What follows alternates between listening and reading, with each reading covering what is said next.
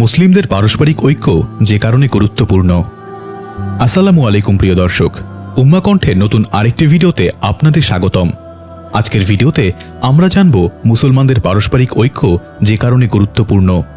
তার আগে আপনি যদি আমাদের চ্যানেলটি সাবস্ক্রাইব করে না থাকেন তবে এখনই সাবস্ক্রাইব করুন। চলুন ভিডিওটি শুরু করা যাক। ঐক্য মানুষকে সুসংহত ও সুসংগঠিত করে।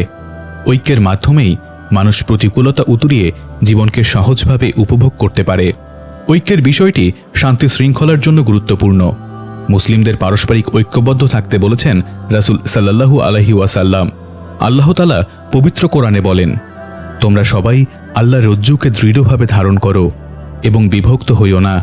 আর তোমরা তোমাদের উপর আল্লাহর নিয়ামতকে স্মরণ করো যখন তোমরা পরস্পর শত্রু ছিলে। অতঃপর আল্লাহ তোমাদের অন্তরে ভালোবাসার সঞ্চার করেছেন। অতঃপর তার অনুগ্রহে তোমরা ভাই ভাই হয়ে গেলে। সূরা আলে ইমরান আয়াত 103।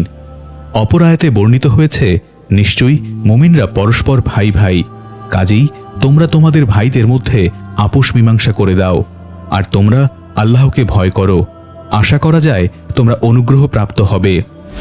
সূরা আল হুজরাত আয়াত 10। এই আয়াতটি দুনিয়ার সমস্ত মুসলিমকে এক বিশ্বজনীন ভ্রাতৃত্বের বন্ধনে আবদ্ধ করে। দুনিয়ার অন্য কোনো আদর্শ বা মত ও পথের অনুসারীদের মধ্যে এমন কোনো ভ্রাতৃত্ব বন্ধন পাওয়া যায় না যা মুসলিমদের মধ্যে পাওয়া যায়। এটাও এই আয়াতের বরকতে সাধিত হয়েছে। এই নির্দেশের দাবি ও গুরুত্ব বিভিন্ন হাদিসে রাসূলুল্লাহ সাল্লাল্লাহু আলাইহি ওয়াসাল্লাম বর্ণনা করেছেন।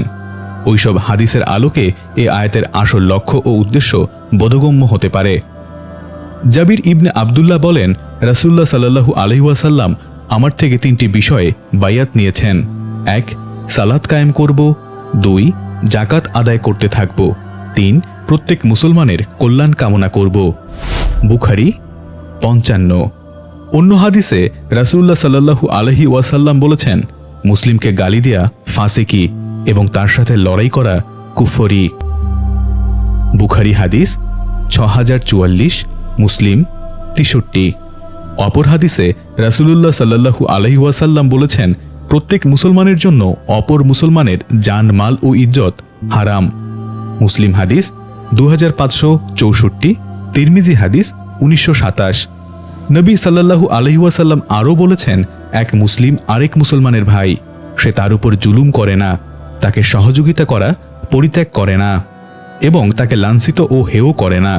কোনো ব্যক্তির জন্য তার কোনো মুসলিম ভাইকে হেয় ও ক্ষুদ্র জ্ঞান করার মতো অপকর্ম নাই। মুসনাদে আহমদ 297, 7556। রাসূল সাল্লাল্লাহু আলাইহি ওয়াসাল্লাম আরও বলেন, ইমানদারদের সাথে একজন ইমানদারের সম্পর্ক ঠিক তেমন যেমন দেহের সাথে মাথার সম্পর্ক। সে ইমানদারদের প্রতিটি দুঃখ কষ্ট ঠিক অনুভব করে যেমন মাথার দেহের প্রতিটি অংশের ব্যথা অনুভব করে। মুসনাদে আহমদ 340। অপর একটি হাদিসে নবী সাল্লাল্লাহু আলাইহি ওয়াসাল্লাম বলেছেন, পারস্পরিক ভালোবাসা, সুসম্পর্ক এবং একে অপরের দয়ামায়া ও স্নেহের ব্যাপারে মুমিনগণ একটি দেহের মতো। দেহের যে অঙ্গেই কষ্ট হোক না কেন তাতে গোটা দেহে জ্বর ও অনিদ্রায় ভুগতে থাকে। বুখারী হাদিস 6011, মুসলিম হাদিস 2586। প্রিয় দর্শক, আজকের ভিডিওটি আপনাদের কেমন লাগলো তা অবশ্যই কমেন্টে জানাবেন। যদি আমাদের ভিডিওগুলো ভালো লেগে থাকে তবে সাবস্ক্রাইব করতে ভুলবেন না। ইনশাআল্লাহ আগামী ভিডিওতে আবার দেখা হবে। ততক্ষণ পর্যন্ত আল্লাহ হাফেজ।